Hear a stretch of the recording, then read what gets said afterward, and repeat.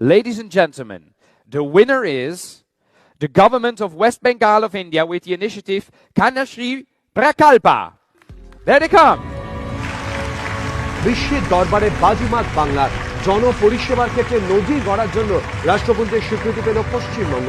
কন্যাশ্রী প্রকল্পের জন্য UN public service award পেল রাজ্যের কন্যাশ্রী প্রকল্প। বিশ্ব জনপরিষেবা দিবস উপলক্ষে শুক্রবার বিশেষ আলোচনা সভার আয়োজন করেছিল রাষ্ট্রপুঞ্জ। আলোচনায় অংশ নেন নাগরিক পরিষেবায় বিশ্বের নজির গড়েছে এমন 11টি দেশের প্রতিনিধিরা। নেদারল্যান্ডসের দ্য হেগ শহরে রাষ্ট্রপুঞ্জের সদর দপ্তরে কিং উইলিয়াম আলেকজান্ডার হলে আলোচনার মূল বিষয় ছিল ইনোভেশন ইন পাবলিক সার্ভিস। রাষ্ট্রপুঞ্জের সদর দপ্তর থেকে মমতা বন্দ্যোপাধ্যায়ের হোটেলের দূরত্ব 2 কিলোমিটার। সময়ের আগে হোটেল থেকে হেঁটে আলোচনা সভায় পৌঁছন মুখ্যমন্ত্রী। বক্তব্য রাখেন চার দফায়। বলেন সরকারকে সব সময় পৌঁছতে হবে মানুষের কাছে।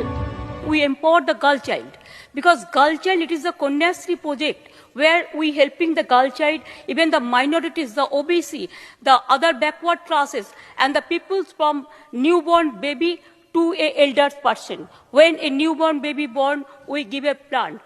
We give just mostly the free food, the food grains to the people also.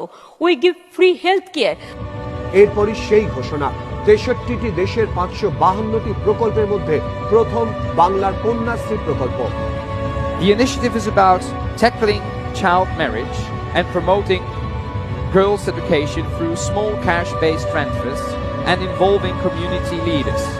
Ladies and gentlemen, the winner is the government of West Bengal of India with the initiative Kanashri Prakalpa. There they come.